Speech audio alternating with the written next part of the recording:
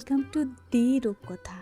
আজকের ব্লগটা একটু অন্যরকম হবে, কারণ কি জানো তো, তোমরা হয়তো জায়গাটা কেউই চিনতে পারছো না।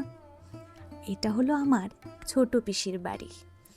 আজকে যেহেতু বন্ধ আছে একদিন, আমি আজকে আর ওই বাড়িতে যাইনি, কারণ সারাটা সপ্তাহই না হলে আমার আপ ডাউন করতে করতে শরীর আর দেয় না গো। ওই জন্য আজকে ভাবলাম সকাল সকাল যেহেতু এই বাড়িতে আছি, সকাল সকাল উঠেই চলে এসেছে ছোট পিসির বাড়ি। ছোট পিসির বাড়ি আমাদের বাড়ি থেকে খুব বেশি দূরে নয়, এই ধরো 2 কিলোমিটার মতো হবে যদি আমরা ভেতরের রাস্তা দিয়ে আসি। আর এই যে পুকুরটা দেখছো, এই পুকুরটাও কিন্তু ছোট পিসির। দাঁড়াও, আস্তে আস্তে তোমাদেরকে সবটা জায়গা ঘুরে একটু দেখাই। চলো এখন এখান দিয়ে যাই। আমার পিসু গত হয়েছেন আজকে 6 বছর, 5-6 বছর হবে। আমার এই পিসু এত মাটির মানুষ ছিলেন বলে হয়তো আমি কখনোই বোঝাতে পারবো না।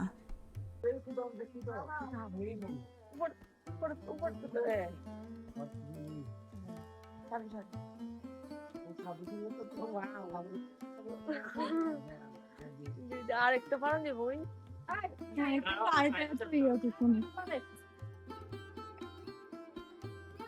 দেয়া যেতেছে নি।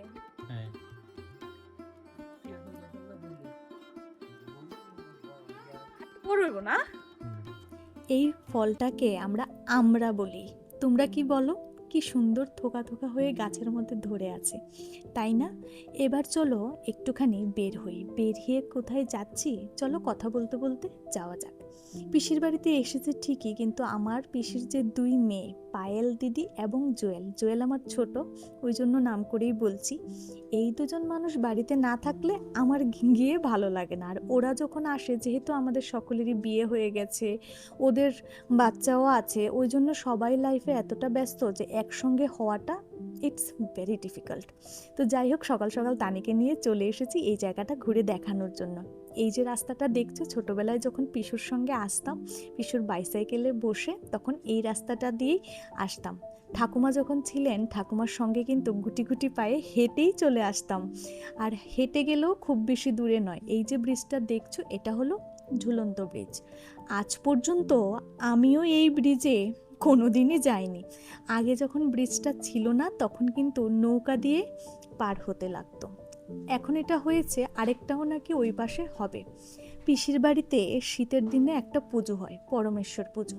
আগে দাদুর সঙ্গে গিয়ে পরমেশ্বর ঠাকুর কিন্তু, মানে পিসির বাড়ির পরমেশ্বর ঠাকুর নৌকা দিয়ে ওপার দিয়ে গিয়ে নিয়ে আসতে হতো। আমিও 1-2বার সঙ্গে গিয়েছিলাম। কি সুন্দর লাগছে, তাই না? লসনের দিকে দাঁড়ায়া দাঁড়াইলো। হ্যাঁ, আমার তাও কফি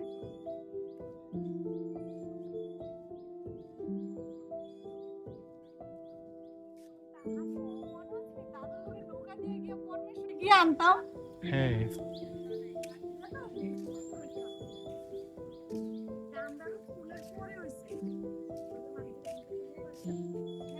যেহেতু এখন বৃষ্টি হচ্ছে রোজই, জলটাও কিন্তু অনেকটাই বেড়েছে। আর আমার না মনের ভেতরে এই যে উঁচু জায়গা থেকে, পাহাড় থেকে উঁচু জায়গা কিংবা উঁচু জায়গা থেকে জল দেখা, এই দুটো জিনিস আমার ভীষণ ভয় লাগে। উঁচু জায়গা থেকে দাঁড়িয়ে কিছু দেখতে আমার ভয় লাগে।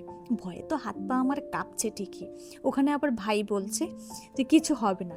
জানি কিছু হবে না, তবুও মনের মধ্যে ভয়টা আর কেটে ওঠে না। ওর জন্যই এইবার ব্রিজটা শেষ করে যাব কিন্তু ওই পার। আমি অনেক বছর পরে এই জায়গাটাতে এলাম।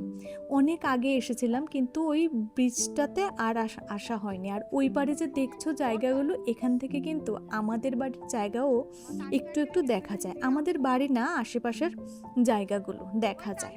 আর ওই জায়গাতে যাচ্ছি। ওয়েট, ওই তুমি হইছে আমতলি, আমি হইছি কুসামারা।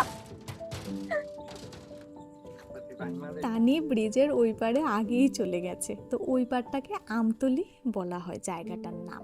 ওই জন্যই ওকে বলছি তুমি চলে গেছো না আমতলি, আর আমি এইখানে রয়ে গেলাম। দেখো কি সুন্দর গ্রামের এই অপরূপ দৃশ্যটা দেখতে, খুবই ভালো লাগছে, তাই না? বরবটি গাছগুলোতে কিন্তু খুব ভালো বরবটি হয়েছে, দেখতেও কি ভালো লাগে। অনেকে লচ্ছিম বলেন, আবার অনেকে বরবটি বলেন। গ্রামের দৃশ্য দেখতে এবং গ্রামের রাস্তা দিয়ে হাঁটতে আমার ভীষণ ভালো লাগে। আমি না আরেকবার আসলে ওকে নিয়েই এখানে আসবো।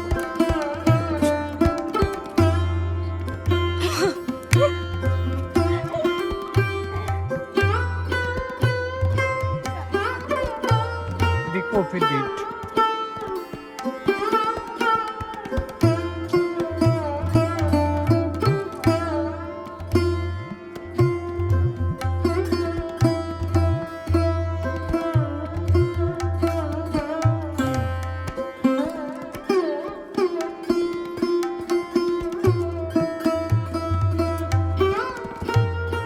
আঞ্চলিক আছে কেমন যদি কোনোদিন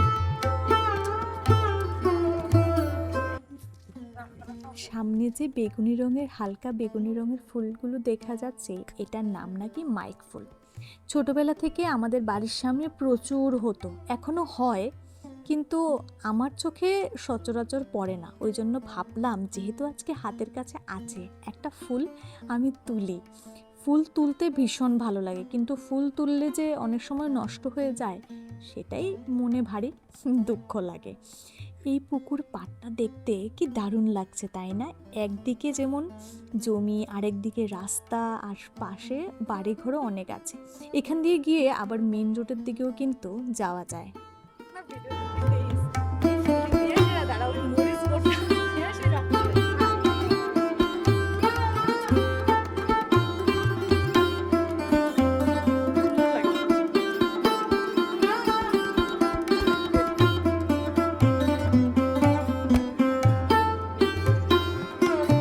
ও আমারও খুব ভালো লাগে দেখতে। খাইতে ইচ্ছে হয়। সকালবেলা যখন বেরিয়েছিলাম এইখানে যে আসবো তার কিন্তু কোনো আইডিয়াই ছিল না। তানিকে জিজ্ঞেস করেছি কোথায় যাবে, তখন তানি বলল এখানেই চলো পিসির বাড়িতে, তাই চলে আসলাম।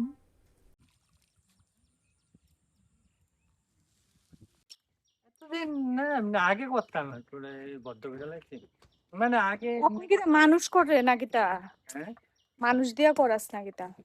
মানুষ দিয়া না মানে ফাইল দিদির বিয়ে এদিক দিয়া গিয়া জল বইরা ওই দিক দিয়ে গিয়া জল বইরা এদিক দিয়া আইসি মাগো দুনিয়া হাইটাইছি। হ্যাঁ যতবারই এই রাস্তাগুলো দেখি ভীষণ মনে পড়ে ছোটবেলায় আমরা ভাই বোন সকলে এই রাস্তা দিয়ে হাঁটাহাঁটি করতাম যখন পিসির বাড়িতে আসতাম। আর এই পিসির বাড়িতে কিন্তু আমি সবচেয়ে বেশি থেকেছি অন্য পিসিদের তুলনায়, যেহেতু এই পিসির বাড়িটা একদম বাড়ির কাছে, ওই জন্য। আর ভাবছি ও যখন এবার আসবে নেক্সট টাইম, অনেক দিন হয়েছে ওর আসা হয় না, এইবার কিন্তু ওকে নিয়ে এই জায়গাটাতে আমি আসবই। চলো, বৃষ্টিও চলে আসছে, এবার একটু তাড়াতাড়ি বাড়ি ফিরতে হবে। দেখছো তো বৃষ্টিটা কি করে নামছে, নামার আগেই কিন্তু আমাদের বাড়ি পৌঁছতে হবে। ক্যাফরের বাইরে আরে দাদি আরুন জানা বাচ্চা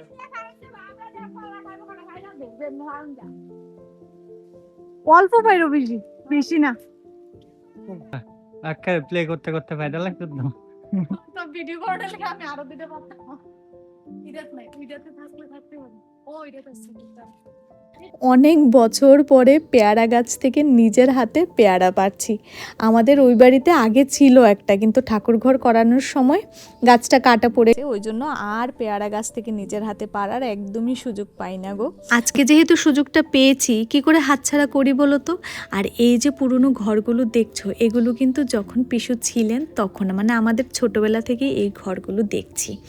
এখন আস্তে আস্তে নতুন ঘর হবে। এই যে সামনের ঘরটা দেখছো, টিনের ঘরটা, এই জায়গাতেই একটা নতুন ঘর হবে। হয়তো আরেকবার আসলে, অনেক পরে, একটু তো সময় লাগবেই, আরেকবার কবে আসা হয় জানি না। এই তো 3টে পেয়ারা পারলাম, খুব বেশি পারিনি, এগুলো আরও ম্যাচিওর্ড হবে।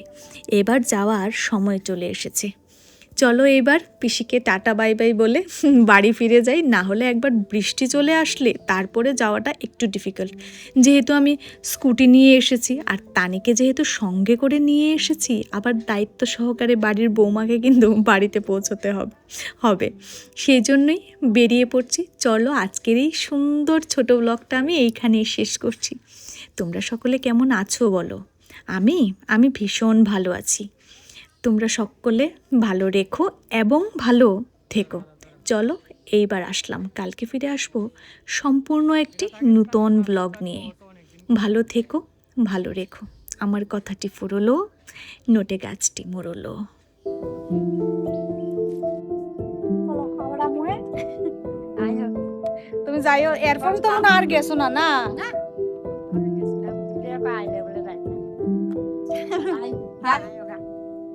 ভাই যাইছে?